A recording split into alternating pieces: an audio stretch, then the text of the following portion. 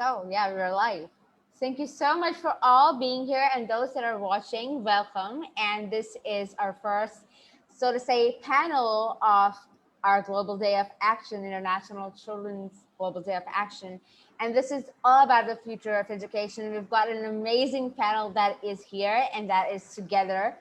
We are a little off time here, but nonetheless, let's make this amazing. And let's talk about the future of education.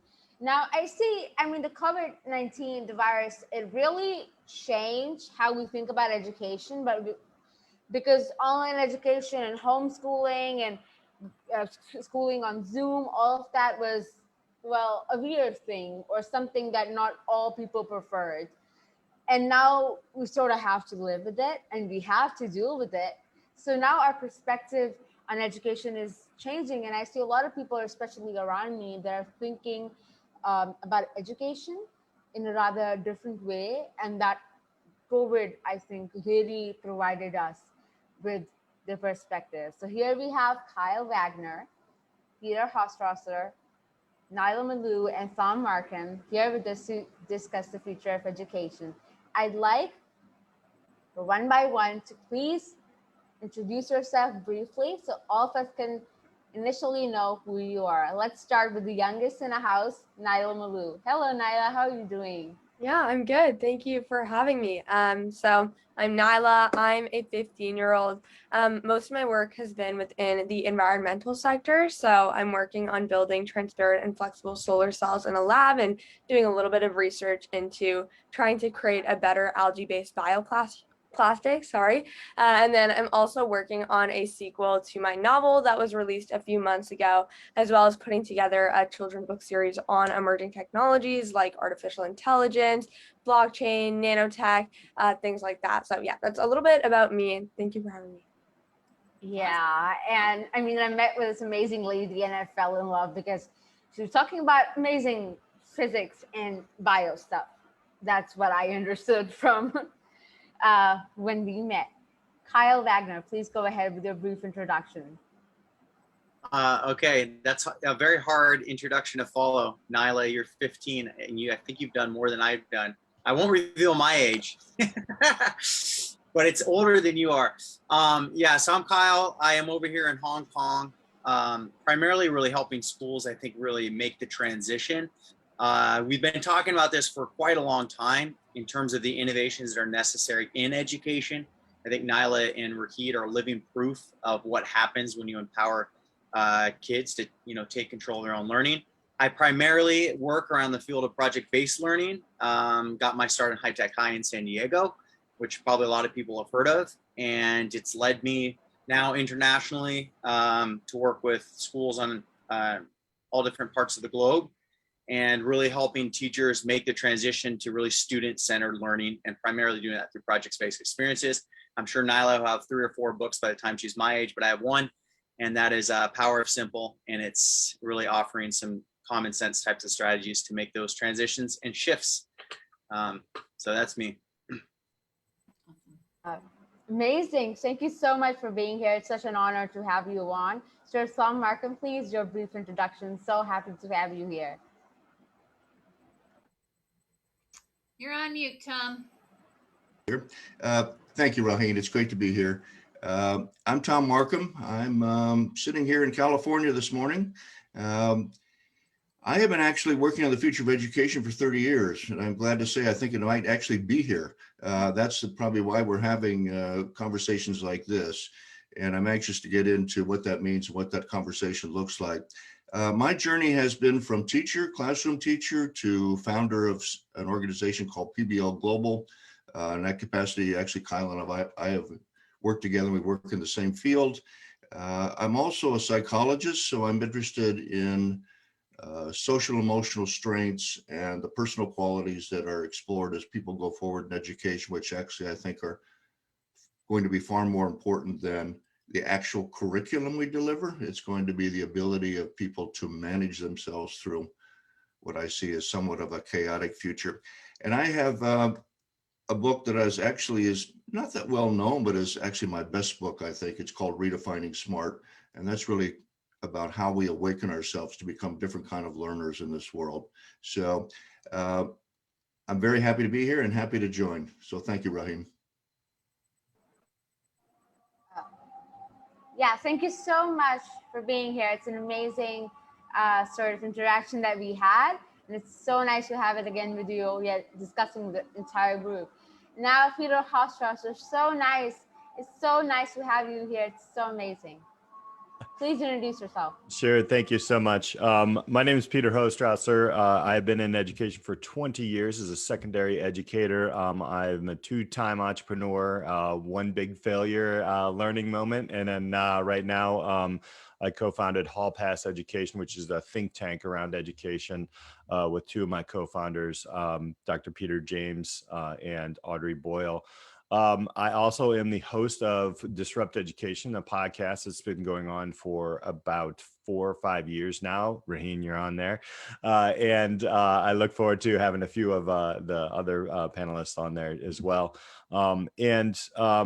I teach business education in a system here in Chicago.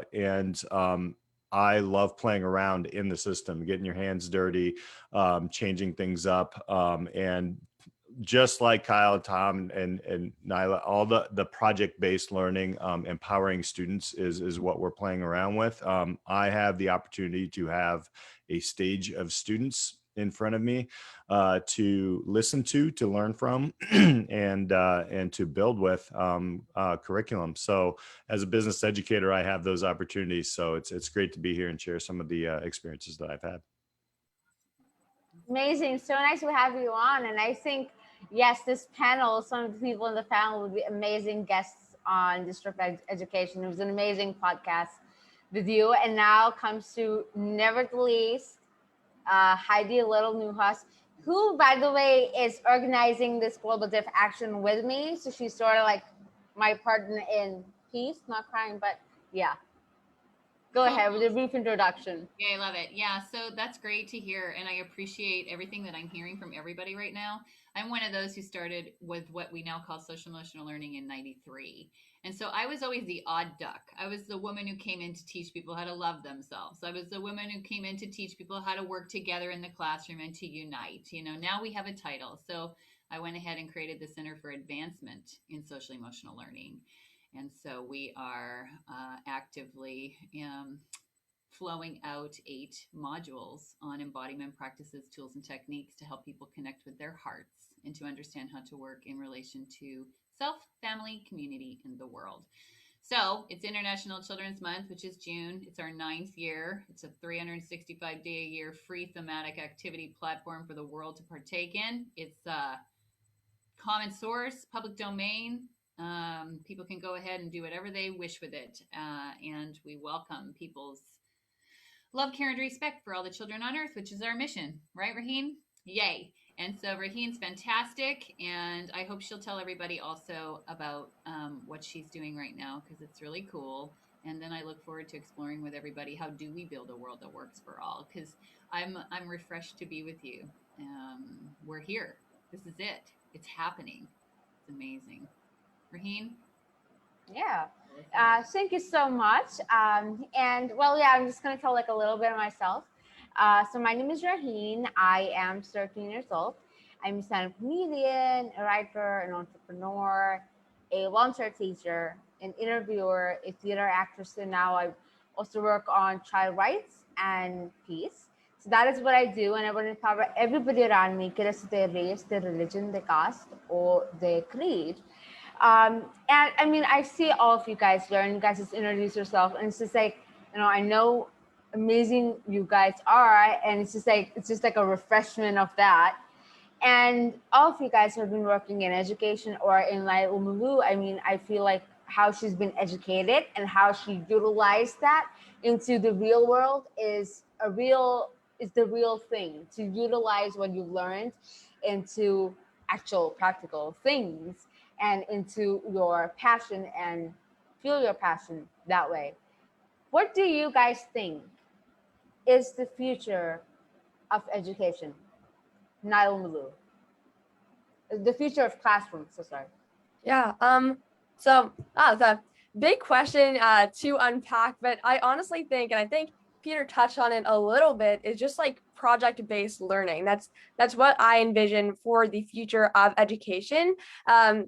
Because right now, if we look at tests, it's like a bunch of people are cramming the night before, just memorizing information. They regurgitate it on the test the next day, and then like 1 week later, they forget everything. And that's not really effective. It's not effective for their learning, and maybe they get like a good grade on that, but is that really worth something like 5 years down the line? And so I think instead, like the school systems are going to look different without tests. Personally, I think that they're really like tests are not the most effective way of testing your learning. Instead, I think if you're actually building projects, that is just a much better way to approach learning. So for example, if you do a biology unit with ecosystems, instead of having a test on that, maybe it's more open-ended of a project that is actually there to optimize your learning. So for example, maybe you're really into ducks and you do something with the ecosystem of ducks, you present your research, and then instead of there just being one right answer, it's more open-ended. And that's how it is in the real world. There's not just going to be an answer handed to you. You have to be able to have the ability to figure it out. And it's not one size fits all, which is how a lot of the time school is just one size fits all. But if instead you approach it with projects, then I think that changes altogether. So projects is the key to education. Amazing. Yeah, I feel that too. And so now Malu thinks and envisions as PBL as the future of our classroom. Kyle Wagner, what do you think is the future of the classroom? Ditto. No, I'll elaborate a little bit on what Nyla said. First of all, I think that's spot on. I actually like the question more of the future of learning, and rather than the future of education, because I think a lot of times we envision education as being, kids sitting in a classroom, and sometimes we envision that as being a very innovative classroom. But I think we've seen, students being able to learn virtually in hybrid modes. There's a lot more learning that's just happening in a school, and I just got exposed to Montessori, so I'll take a little bit of a turn away from project-based learning, even though that's my MO. I got exposed to Montessori classroom these past 2 years, and watching the way in which the students pretty much guided and directed their own learning. They decided which projects, which extensions, which activities that they were going to further. I watched students building, urban gardens. I watched them taking care of the classroom routines. I watched older peers teaching younger peers, and this was all self-initiated by the students themselves. And the teacher goes through a very extensive training of 2 to 3 years just to be able to step back and take that facilitator role. So I really kind of see the future of learning as being very self-directed, self-initiated. I think you, Raheen and Nyla, are perfect examples of what happens when students take initiative for their learning. I mean, you've got your podcast. Nyla has started a lab, and she probably knows more about blockchain than I do. And I think the future of learning is really self-directed, and to empower students to be self-directed, Nyla's right on that you need a lot of projects and self-directed experiences to guide students. Then you could slowly pull the leash away and let them pretty much direct their own learning, and teachers will really become facilitators of those learning experiences rather than the dictators of curriculum or content. Yeah, I mean, I think you're really getting me, because that was what my next question was about. I'm going to come onto that after we have all the thoughts on the future of the classroom. So, Thom Markham, what do you think is the future of the classroom? If you ask me what I think the future of the classroom is, I don't think it has a future. The classroom is going somewhere else. So that's not really the issue. The classroom is going to look totally different in 25 years. It's not going to look like a place with 4 walls where you sequester young people for 6 hours a day. That isn't going to happen. I'd also say that if we were just dealing with you, Raheen, and Nyla as the folks to be educated, we wouldn't actually need a future of education. You guys are doing just fine. But the trouble is we have 1.8 billion young people between the ages of 12 and 24 on the planet. So one aspect I would say, we need a system of learning that actually allows for a lot more of people like the two of you. And somehow we're not doing that. We're missing human potential. We're just not striking the right chord with young people. So one future is to unfold young people and talents. Second thing I would say is that if the future was going to be somewhat tranquil, then I would say, yes, we're just looking at more project-based learning. Some people call me the father of project-based learning. I'm like Kyle, it's my MO for sure. That's sort of how I've made my living and done my thing for over 30 years. But I actually sort of agree with Kyle that we're going towards some other version of project-based learning. I actually call it a project mindset, because I am interested in moving the focus from teacher-directed projects to young people taking charge of their learning, as Kyle just described so well. So we're actually going to, I think, incorporate some of this Montessori and many other things into project-based learning as we go forward. And the third thing I say is that the future isn't going to be tranquil. So somehow what we have to do is move the focus from quadratic equations and the water cycle to sustainable development goals and meaningful community involvement and engaging in the issues of the day, because the issues of the day, if we don't turn those 1.8 billion young people loose on those issues of the day, we're not going to be able to handle them. We need that talent pool to really help us solve these issues. And obviously the two of you are contributing to that, but there's a whole lot of your peers out there who are not having that opportunity. So one part of the future is, how do we do that? Those are my thoughts. Yeah, thank you so much.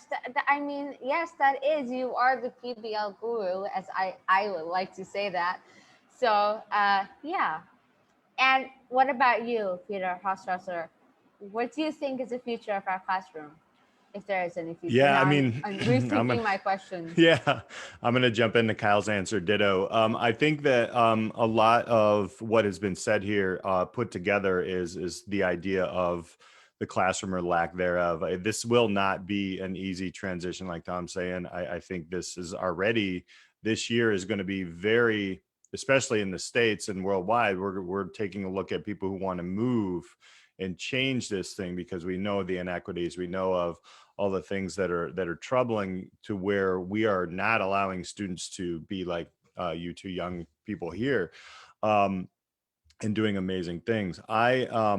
In a lot of my podcasts, a lot of things I hear is community and learning happening together. I think there was a power structure of, especially here in the States, of education created by people who look like me. And I held the knowledge as an educator, and this might be going into roles a little bit as educators, but now the knowledge is out there.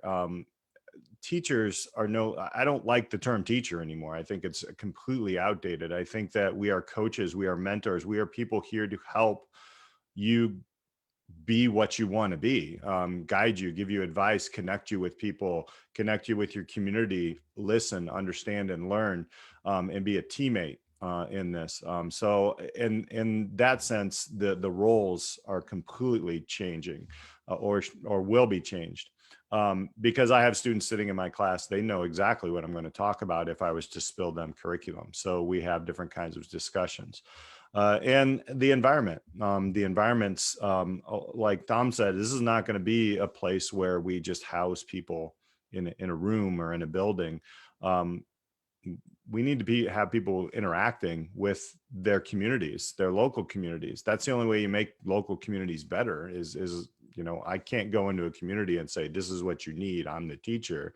I need to listen. I need to work and expose all different kinds of things that I understand, and then also learn with students, young people, because that's how you better communities. And I think, yeah, like, it's not education, it's learning, it's growing, it's becoming a better place overall. And then the final thing I think in the pandemic that I see is, this is not, everybody's looking at, in the States here at least, and this might be naive of me because we learned so much about the world through this last year is we're not always just looking at Finland.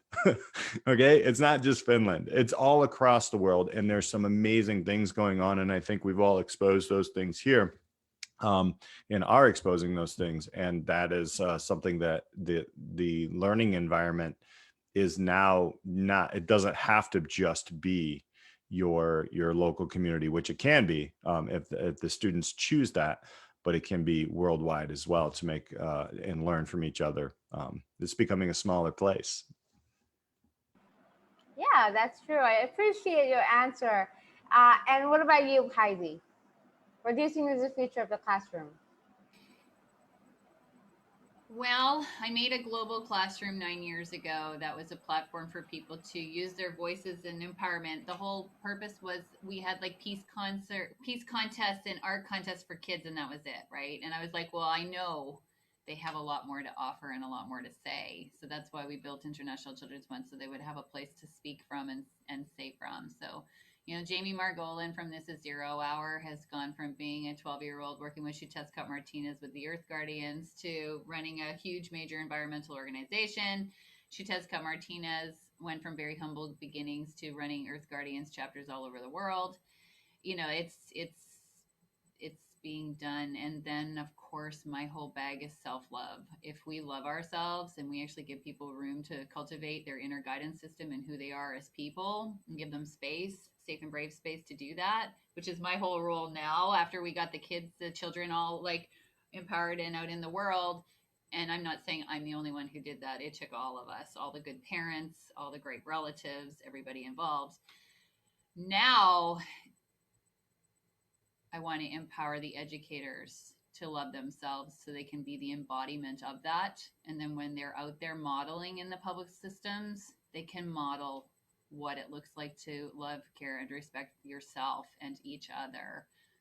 So, and project-based learning, absolutely. I've got a play called One Love Rising that's all social emotional learning, breaking the fourth wall, where everybody breathes together and imagines together and, like let's build something. And it's just a skeletal structure so that everyone can decide who the characters are and what the positions are and how it all works together. So I think giving a bit of a baseline is important because people are confused and they're not sure exactly what to do right now. So if we give some kind of baseline, like just like a loose framework or something, and then people can decide if they're into that, and then like the project, right? Like, oh well, how about we just cultivate love in action? What is that? What does it look like? What does it sound like? What does it do? Then it gives people a framework so that they know what they're working within, because if there's no framework at all, it can be scary and hard, and it's already scary and hard for a lot of people. So I think as educators, agree with all of you and everything you said, every single one of you. Brilliant. I'm honored to be here. So thanks for asking, Raheen. Yeah, it's so nice to have you on, and loved your answer. Now, what I personally think is definitely micro schools, and then also personalized education. Now, I got a scholarship for the School of Humanities summer school program, and it's amazing. There's learning paths, and then there's so many different things that you can pick up, and then there's personalized that experience of education according to your needs and what you want to learn and your interests and the basic things. I think it is a whole blend of all. So personalized education as well as micro schools, what I think is the future of the classroom, though I am seriously rethinking my question of putting the classroom there. But nonetheless. Well, Raheen, the classroom could be the forest. It could be the kitchen table. It can be, your car. It can be the movie theater. I mean, I see everything as a classroom, right? Like every single play, we're all learning and growing here. I use every moment I possibly can to educate my children who are around me in every way about everything. Like, isn't like the whole world is a stage? Okay, the whole world is a classroom too, right? Like, let's get real here. We're all learning every single second of the day, right? So it's like, I think the classroom is everything, all it is. Let's grow for it. Yeah, that is true. Now, one thing else that I truly feel is now at this point in time, first before this time, it was that, oh my God, so you would first go to school, and so a few years ago, first you'd go to school and then you'd revise and you'd study more at home. But now it is, you watch the video first, then your teacher is just a facilitator. At this point in time, the tables have really turned. I mean, my math teacher, he would recommend us YouTube channels and would be like, okay, I'm there in the class. You guys watch the video and we're good to go for the day. Oh. So see this how the tables have turned. It's just, you know, how it is, how fast we are evolving with how teachers are becoming facilitated. And that's what Kyle was sort of pointing at when it was our last question. So what do you think is the future of teaching, coaching, mentoring, facilitating, whatever word you prefer, term, and what do you think would be the perfect, or how would be the perfect teacher, mentor, coach of the future? So first, let's go with Niall Malou, and then we could sort of rotate with how we already are. Yeah, cool. So again, I think it's less like teachers and more like mentors. I think somebody said this, but less like micromanaging and more just trying to get them to develop their own passions. And so putting a lot more emphasis on real world skills, for example, projects are one of those, like learning how to actually do critical thinking, but there's also learning about finances, you know, paying your bills, paying taxes, public speaking, you know, giving those opportunities to your students, and putting them, this may sound bad, but like putting them in more positions to fail, because, you know, you need to learn how to fail and get up from that, because failure is a really big part of life. And it's something that's looked down upon within school systems. And yet failure is also really key to success. So for example, if you want to address one of the world's biggest problems, if you want to play a role in ending world hunger, and you're trying to create a product, there's going to be failure in that. It's not going to be, you know, you come up with something, it solves world hunger in 1 hour, there you go. There's like this need for instant gratification within students because they think failure is bad and they want, you know, success right away, but that's not how it's going to be. And so I think just changing the entire narrative around failure is going to do wonders for students, and just changing the mindset altogether. Yeah, I'm really loving it because I recall a lot of stories when some of my friends or I got, you know, I didn't fail, but then it's like very low marks, and there's always a look on their face that kills you inside. Trust me, it does. This is that stern look. But you know, I feel like that is true. Putting them in such positions that they can learn to get themselves up and prepare them for failure in life, because that's going to happen at some point. And the later it does, the more, you know, you don't know about it or you have an experience about it, the more you dread it, or either the more you think your life is over. So yeah, that is very nice. What about you, Kyle? All right. Yeah. Thanks for that input, Nyla. I think failure is quite important. I would push back also by just asking us to all consider too how we're evaluated as teachers and how we're evaluated as students. We're evaluated as students generally through standardized tests. We're judged by our GPAs. And so it is, on one hand, we're saying fail fast, fail forward, yet our evaluation system doesn't value failure. So I think one of the things we have to first change is how we're evaluating students and how we're evaluating teachers. So teachers, you know, can't be punitively evaluated by how well their kids do on a standardized test, how much of their curriculum that they cover, and what page are on in the textbook. You know, that needs to change.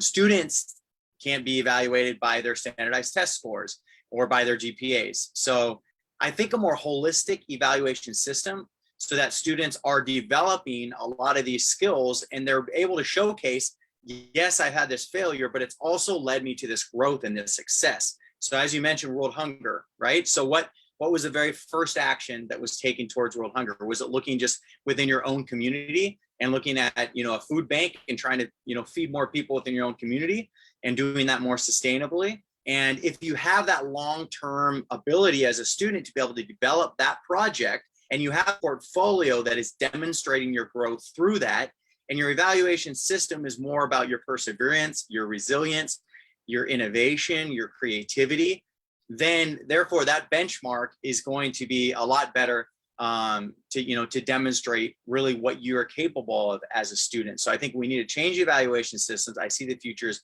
changing those first, then equipping teachers with the skills to make that shift from the sage on the stage to really the guide on the side and being a mentor. And then I think the mindsets will start being built into students, that the people who are held up on this pedestal are not the ones who got the A the quickest, but really who have persevered through a problem and a project and solving that. Amazing. That was really like right on. And what about you, Sir Thom? I'll touch on a couple of things here. I really like what Peter, you said about mentors. There's nothing wrong with the term mentor, facilitator, coach. That's clearly the direction we're going. But I also think there's something out there that we haven't yet quite touched upon enough. And that is, and this is bad news for Rahina and Naila, but we don't know what we're doing as adults. We don't know what the future holds. And it's very difficult to actually become a coach and mentor if you don't know what the future holds yourself. So I actually moving more towards the term or the vision of teacher as co-learner. In other words, we're sort of all entering this process together. Peter sort of referred to that, a process of creating a future together with a lot of unknowns in front of us. Now, that doesn't mean you can't, as a teacher, be a mentor or an expert even. You have life experience to share, hopefully, as an adult with a younger person. So it doesn't negate that entirely. It just says, I don't know exactly what we're doing. And we're moving through this very new future together. We have dropped off a cliff, essentially. And as we drop off this cliff, we're in free fall to some extent. And we're all trying to figure out how we're going to fly. And as the old saying goes, we are building the plane in the middle of the air. And so we're doing that together. So the co-learner is very important. I'd just like to say one other thing that sort of also, Peter, you touched upon. We still have a very westernized view of learning. I mean, in Peter's terms, it's what the University of Chicago thought we should all know. and really, I want to know what the world is thinking, because we have a whole lot of indigenous knowledge out there that we have not even begun to talk about, who don't care about standardized tests and don't measure their learning through that methodology. So, Raheen, to kind of go home with you, you've had a very westernized form of learning, and even though I don't know whether in Islamabad or Lahore or wherever your hometown is, but I want to know about how about your countrymen up in the North Mountains. I want to know what all of them are thinking and how do we bring them into a world vision of learning, because right now we're still operating from that Western perspective. And I think we're trying to let go of that. We see this in the news. We're trying to disassemble of that, but I think we're more conscious we can that we're trying to be really inclusive. And by inclusive, to me, there's no use of trying to invite everybody into the existing classroom for what? We need a new kind of classroom. So anyway, that's some thoughts about that. And as far as the virtual and the project-based learning, I think all that is just going to happen. We could have a conversation about how virtual learning works or doesn't work, because we have learned a tremendous amount in the last 15 months about actually what engages young people in a virtual environment, or at the same time causes them to disappear for 6 months and never showing up on the Zoom room for the teacher. And there's some really issues around that. We learned a lot about what it means to engage and how to do that. And that is really a project-based world. So those are some of my thoughts, Raheen. Yeah, I mean, you're very right. And it is very scary to know, oh my God. So first we're told grown-ups know everything, and now we're like, they don't know anything. So it is scary, but I mean, it is true. The free fall thing you said is correct. It is a bit scary, but it is. So we're figuring out everything together, which is interesting. And that's what makes life interesting. Just that mystery and that curiosity and that scary things. So what about you, Peter? Very excited to just see what you have your mind on and your thoughts on this. Yeah, there's so much that was covered and before that. It's amazing. Kyle, I'm going to go with, talking about how teachers are evaluated. Again, we are looking at, like you're saying, Tom, the Western look and the 5 E's and everything that University of Chicago wants everybody to do, which is hilarious if you're not familiar. But there's a book that's written by Craig Randall. I'm going to give him a shout out. It's called Trust-Based Observations. And it's a great book. And I've talked to Craig, and he's worldwide as well, kind of like you, Kyle, going across the world and learning. And it's so basic. It's almost like, why not? Why are we not doing this? So it's just a couple of questions. I'll let you all look into that. But I think you're right. When us as educators are looking at different models, the Danielson model and everything is just like, we have to do this and you have to do that. And there's 45,000 check marks. You really don't have time to be a human. And that kind of goes along with what Heidi, you're talking about with the social emotional, learning, which is now becoming, and finally, I'm guessing you're seeing it now, the years that you've worked on it. It is very important. We have to understand students as humans. We have to teach the student first, not the subject, or learn with the student. So, and I think, Kyle, you mentioned it as well, as a little bit of portfolio. I think credentials are okay. I think it's an outdated system. I think, okay, you can get the check mark or the certificate, but I know a lot of people with check marks and certificate that I wouldn't trust with any of my money in a business or job or changing the world. So I am a huge advocate of value-based portfolios. What is your value? What do you do well, right? Whether you're in the mountains of Pakistan or whether you're in Hong Kong, or what do you do well? And let's grow that, right? Let's go. Because now you can become a part of a powerful team of people in whatever capacity that you want, using your interests, using your skill sets. I think in education, especially in the Western model, what we do is we look at what you're bad at, and then we shove about 3 or 4 more classes down your throat to try to fix it. And that obviously does not work. It creates all kinds of problems, physical, mental, a lot of damaging things that are happening here. So I really like building portfolios.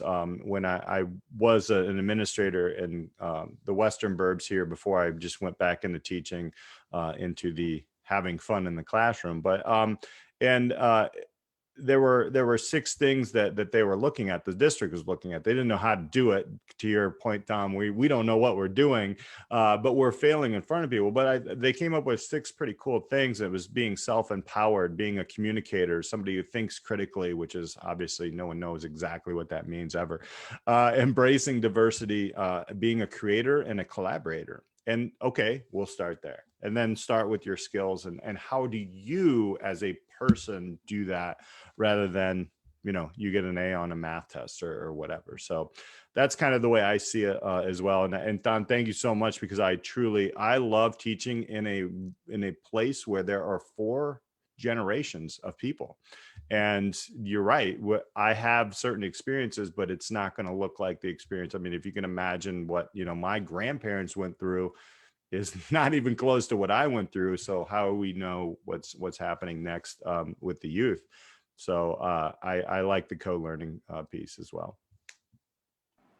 Yeah, that is true, because at this point in time, I feel like a lot of people that I interview and a lot of people that I talk to, they're always like, if they're educators, now it's like we learn from them as well. And a lot of times more from them, because I saw my teachers in Zoom and they're like, wait, so how do I do that? How do I do that? It's that one thing that we know, that social media, different things, especially technology, one thing that we do know, that is that. So yes, it is. If it is a co-learning environment, it is a rather healthy one, so that there is not that, oh my God, I'm the teacher, I'm in control, and I'll do anything I want. So yeah, I come more onto what I have to say about it. But first, let's go with Heidi. Heidi, what do you have to think about it? Well, I feel like I'm in triage. I feel like I have one hand on the heart, one hand on the vein. People are ripped to pieces, and I'm going, okay, wait. How do we stop the bleed? Let's not bleed out here, you know? So it's like, that's how I feel. And, and I know without any doubt that it all comes back to the heart and leading with the heart and getting people connected to themselves. And I guess I sound like a broken record because I have for 28, 9, 30 years now. Same thing, you know, it all comes back to the same thing. How do we find their most unique and beautiful gifts? Where are the new Teslas, the new Einsteins? Where are the new Gandhis? Who are these people we're surrounded with? And why do we think, even for a second, that we should have them sit someplace, shut up, be quiet, absolute compliance, complacency? You know, I mean, it's ludicrous to put anyone's child in a space where they don't get to be creative.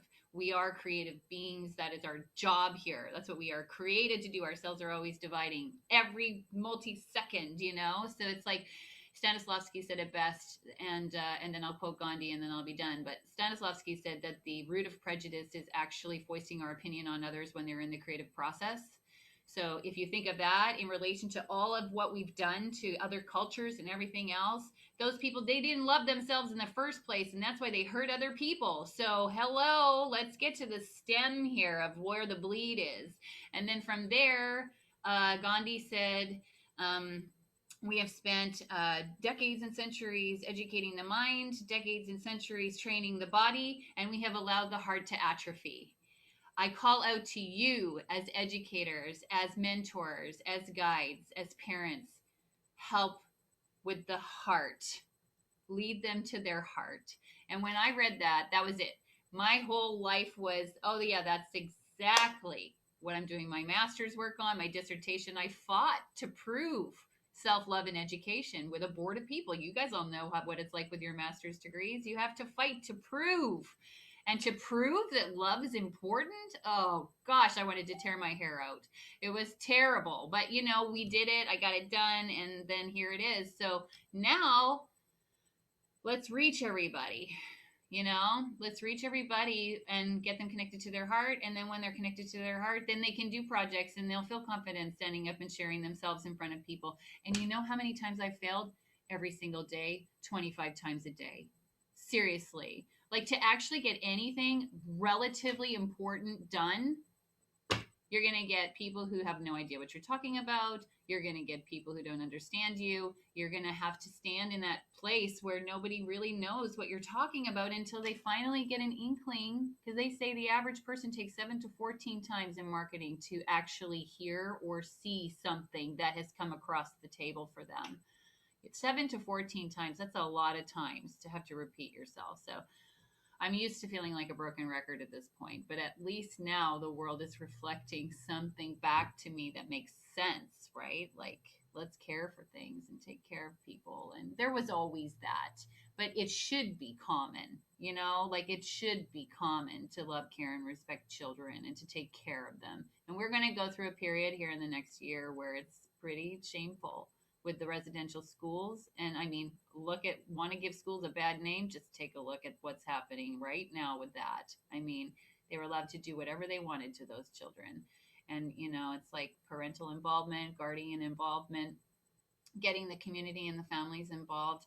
And, you know, God bless me with this, but, you know, our infrastructure of public systems,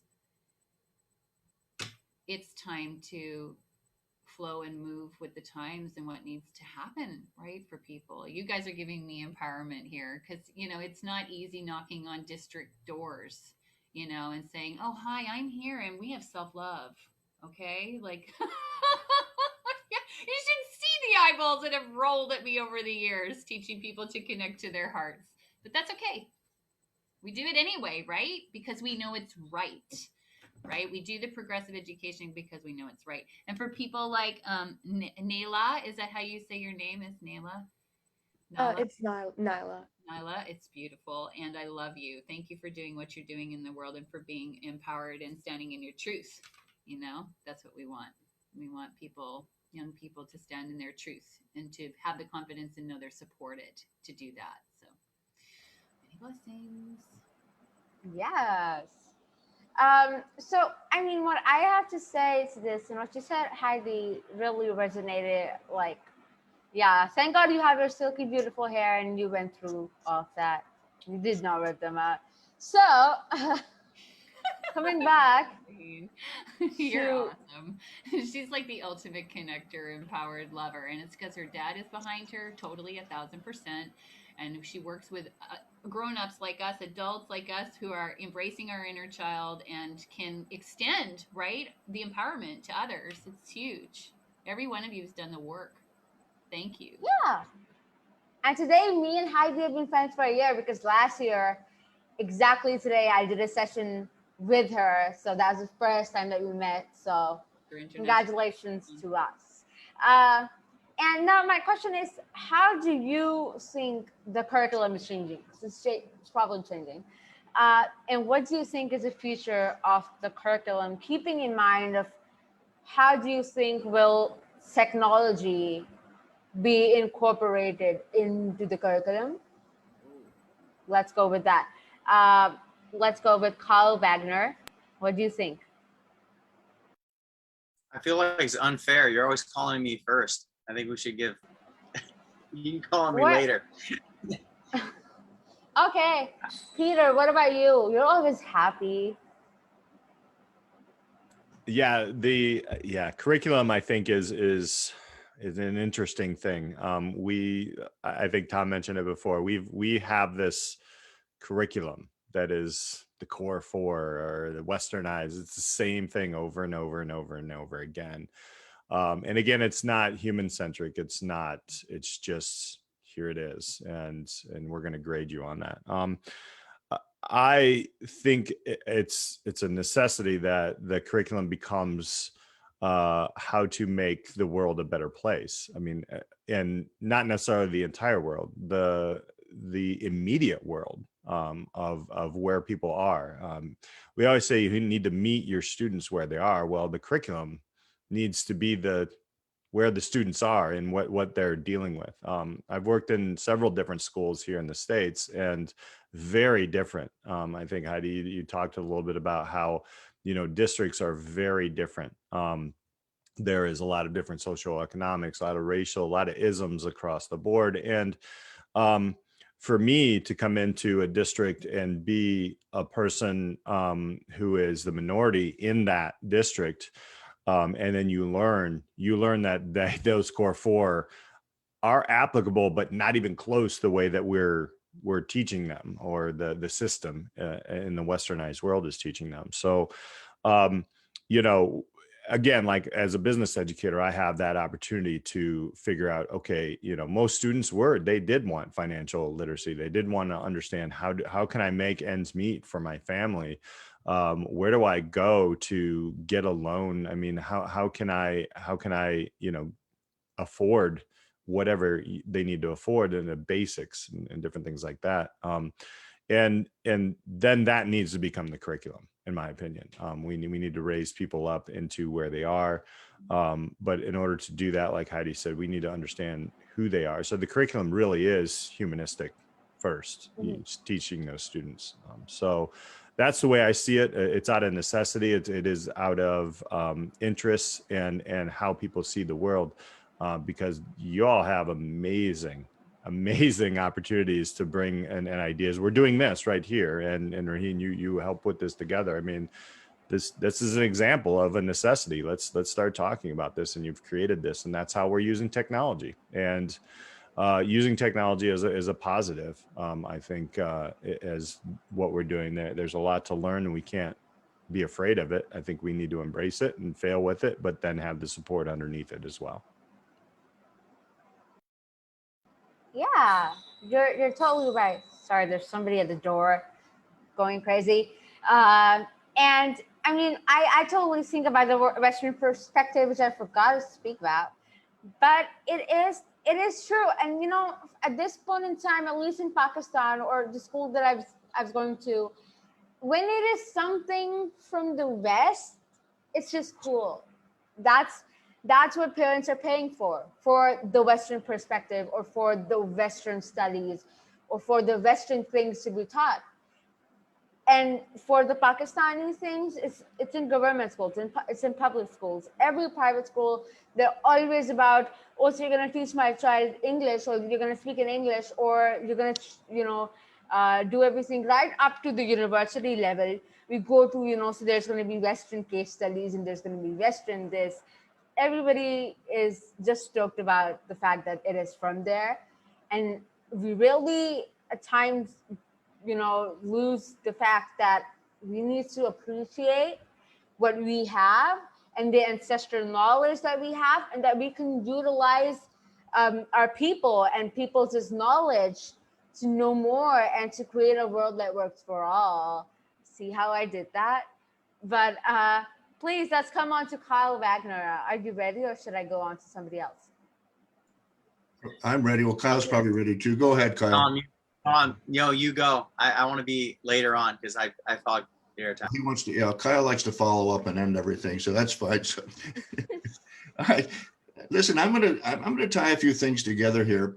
I just sent Heidi and I are having a small side chat on the heart, which I totally agree on. But I have permission from you, Raheen. This is the future of learning, so we can go deep here. I think partly this future of learning includes figuring out the science of the whole child. Right now, we like to throw around the whole child, but we are very, very far from that, because we are embedded in this cognitive model from the 1960s that says nothing really happens from the neck down that's important. And this has to change if we want to carry out this vision, because if you asked about what curriculum is now the person. Knowledge is on YouTube. So the curriculum becomes how you develop young people. Now, that's a simplification, and someone like Nyla, who's obviously got a lot of technical information that you've had available to you, I don't mean to say that technical information isn't available or shouldn't be available in a curriculum. I'm just saying in the simplest terms, it's people who are at the forefront now, and knowledge is secondary. I mean, 80% of young people go to YouTube to find out the answer to a question. So if we're going to really make that a reality, then we've got to examine this whole sort of physiological model we have, if you will, because the heart and brain work together. It's like Heidi said, and the heart is not just some sort of mythical thing where it's not a Hallmark card. It's actually a science that helps us learn and connects us to the brain. 80% of their nervous impulses between heart and brain go from heart to brain, not the reverse. That should tell us right there that we need a whole person version of physiology to back up the whole child. I heard Peter reference the whole child earlier in the broadcast. So I think we're all on kind of the same page here. What does it mean to have a whole child?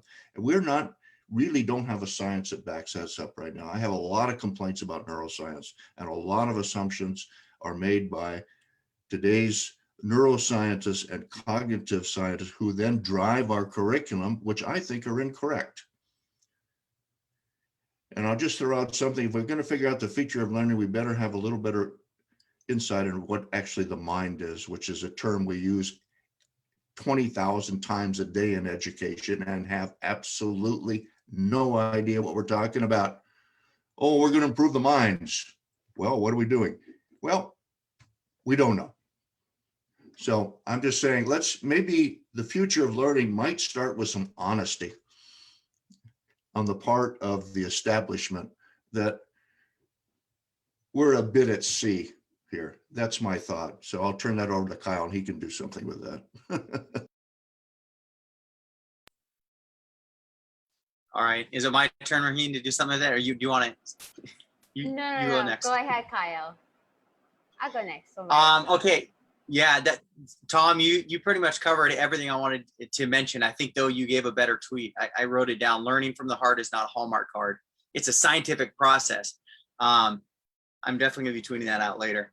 But yeah, really the merging, I think the curriculum is a merging of the three essential components of learning. It's hands-on, it's hearts-on, right, and it's head-on. So I think Tom is correct. I think Peter's mentioned that as well when he talked about whole child and learning out of necessity. And it's more than just really the mind and just activating brains and all day, spent just trying to activate people's brains and knowledge, and then going into the world and not having any skills to be able to integrate.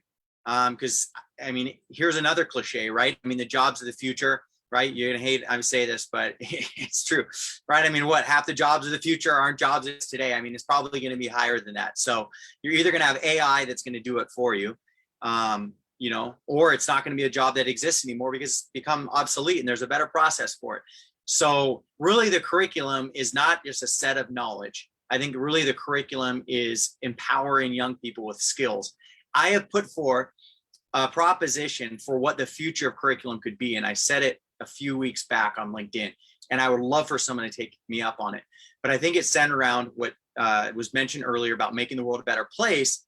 But I think the curriculum's been laid out through the SDG goals, the Sustainable Development Goals that have been laid out that say exactly 17 different goals that touch on every single, issue that we're going to be facing as humans.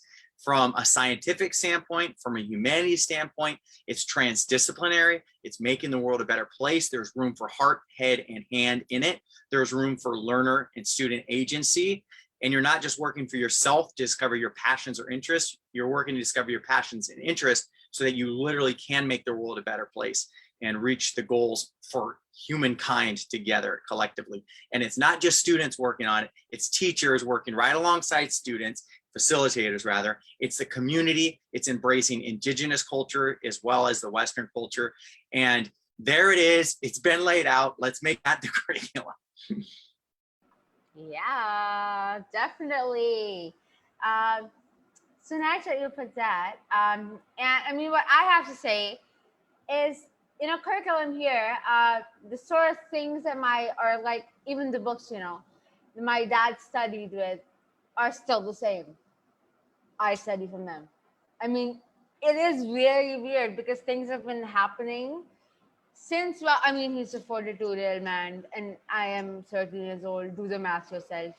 And there is some difference, of age. So coming back to what I was saying, is that when it's just the same and you're not updating and going with the time, and then also with the perspective of how a child, not how a child works, but how a child is, how they would perceive or receive this knowledge that you're giving them. And then also very much on how so the teacher teaches it, or the teacher conveys the message from the whole education power to the child really does matter and really impacts. Sometimes I've seen that the curriculum is also amazing. I see a lot of good things, and then it's like, but how was I taught? Was it amazing? Well, let's just not say it was great. So that are my thoughts, because I asked this question because I want to learn more about how it's changing, how it's going to be. That's why my answer is not the most, I'm not qualified for curriculum and stuff. What about you, Heidi? I'm just sitting here in the background as the cheerleader to everything that I'm hearing, going, yes, yes, yes, yes, yes. And, I spent the last 5 years creating 8 modules. They're guides to help people embody tools and techniques to connect to their heart, to their inner guidance system, to their cultivating their dreams. What are their goals? It incorporates indigenous knowledge through the medicine wheel work and mind mapping. We've hit on every single point. Now, great. I am seeing 100,000% love and happiness from the adults and grown-ups, the educators, that are experiencing it, going through the training and all that stuff. Man, now it'll be also very curious to see what the youth think, because Dr. Emoto gave me a teaching back in the day before he transcended that connects to the heart, and then we share love with the water and receive energy back from the water. And the children really like that.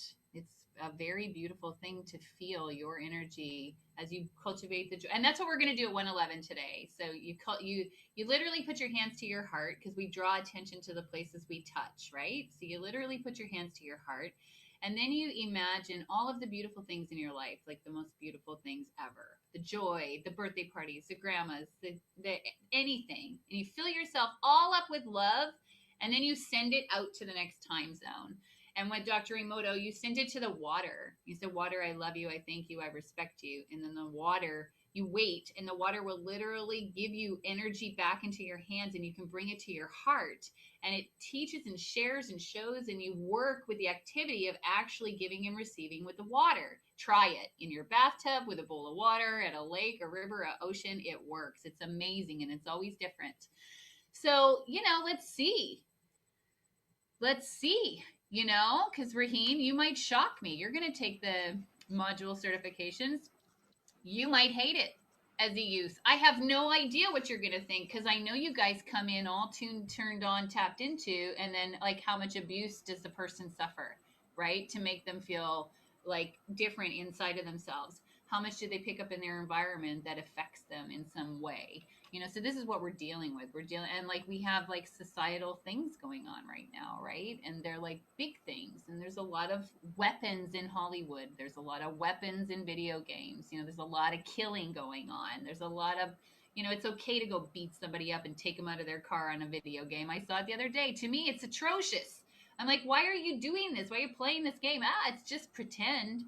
Yeah, okay, but you don't think it actually is doing anything in your life, like to you or to the people around you? How can it not?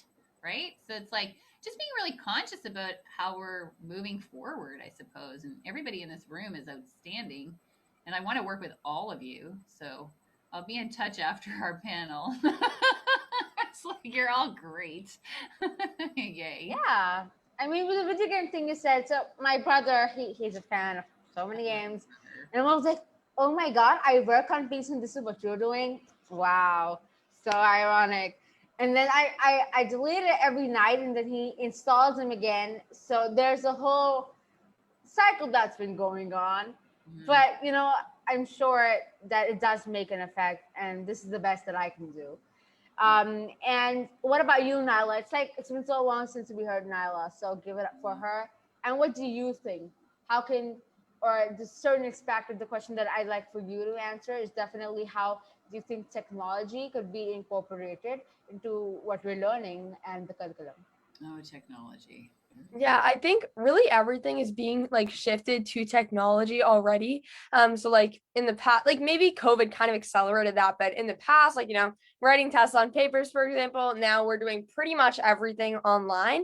And there are like infinity amount of resources online. Like you can learn so much, but there's also a lot of toxic things online. So it's about like finding that balance and being able to actually educate yourself and get away from these distractions online. I agree in terms of like personalizing like people's education, but something else I would say, kind of putting a spin on your technology question, we actually need to put more emphasis on emerging technologies. That's not like on your computer, but things like artificial intelligence and blockchain and nanotechnology and fusion energy. A lot of people don't know about these things that are going to be so heavily impacting their lives. For example, artificial intelligence, someone mentioned it, it's going to be revolutionizing the future. It already is. It's going to be replacing jobs. People don't know about it. That's just an example of many different technologies. We need to be more educated on these fronts. Of course, we need to learn about like the basics, like sciences, maths, but we also need to know about these. And that's also going to be huge areas of work. So if you don't know about these emerging technologies, if you don't know how to code, these are skills that you want to have for the future. And it starts with exposure. And then from exposure comes building these projects, and building these projects are going to do they're going to help you have phenomenal impact and get those skills that are crucial to the future. And so putting emphasis on these technologies is going to be really integral. Yeah, amazing, Nala. I totally feel you, though I will have to Google nanotech again, but I'm right there with you, sister. I remember the first time I talked to Niles, we went about fusion energy, and the whole time I'm thinking, what is it? I'm trying to Google it, and I still don't understand it. And then the first thing I asked her is, what is it? So, yeah, I'm more of like a basic physics level right now, but amazing, right with you, sister, and right with you, everybody. Thank you so much for being here. Please, let's start with the closing remarks. Hear from you guys, and loved putting this together. It was fun with the emails and everything. But this, this is some, total conversation, like an open dialogue here. So let's start with Sam. Your closing remarks, please. What would you like to say? So I'm going to end on a positive note here. I'm not a Pollyanna, but I am an optimist. And what I do think that on all these challenges, we're actually, as a globe, are making some amazingly fast progress. Just the past 24 months or 36 months, it's a small window of time, we have suddenly turned this conversation into a global conversation. That is a huge, huge advance in terms of trying to figure out where we're going educationally as a planet. So I think we ought to acknowledge the fact that we have made those connections. It's global. This conversation is evidence of that. There's plenty of other instances where we can see this kind of progress. Secondly, I think we're in general starting to talk about the right things. Inclusion, indigenous, broadening out knowledge, whole person, all these are becoming part of the conversation. So let's leave with a little pat on the back. We're doing okay, and probably are making more progress in the last 10 years than the world education has made in at least 200 years. So we're doing okay. Yeah, amazing. Thank you so much for being here. It was so amazing to have you on. What about you, Kyle? Yeah, I'll end on an optimistic note. I think we have made a lot of progress, which also starts with the P. And I think some memorable 3 Ps. You got passion. So as young people, as ourselves, I think once we find our passions, something that, just makes us get up in the morning, something we can't wait to do. Seems like Nyla has found hers with emerging technologies. So find that passion, connect it to a purpose. And I think where those 2 things intersect, there's a line right in the middle, and that's a project. So I think passion, purpose, find a project, meaningful projects to connect those 2 things. And once we've done that, I think all the other things will fall into place. Beautiful. Thank you so much, Kyle, for being here. And this was our first interaction. Just see how amazing it was. And what about you, Nyla?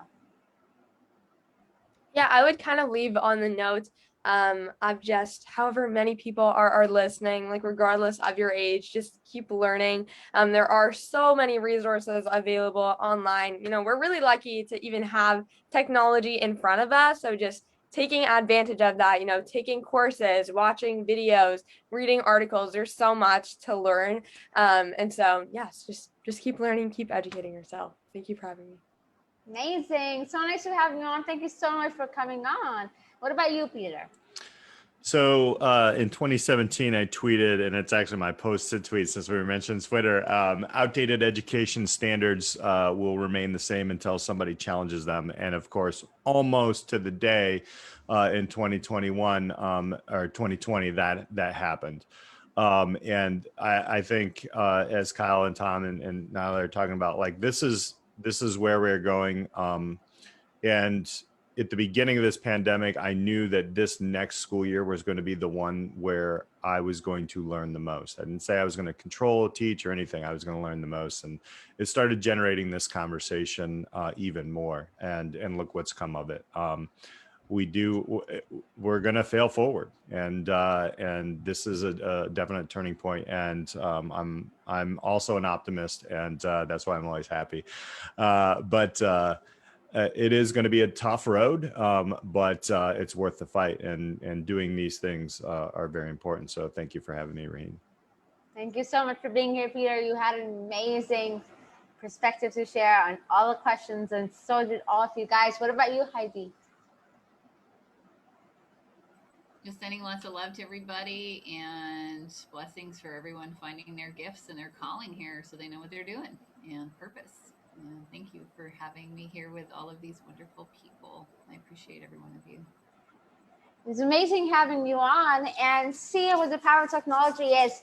Either I had to fly somewhere, either I had to fly him in, something like that needed to happen. And I believe that the future of education, seeing that there's so many things that are changing, and that we see that how the betterment in education is going to help us build a world that works for all. And these open dialogues, the more we discuss, the more that there's sort of disagreements on certain things as well. There's arguments, and then you start sort of building up on that, sort of understanding each other. That is how we build the work for all, and that is how peace is achieved. That is what I think. Thank you so much for all of you guys for being here, giving the time, though we were 15 minutes late, and for all of you guys for watching. And I will be connected, and we'll be coming back with this group, inshallah, soon as well. Thanks.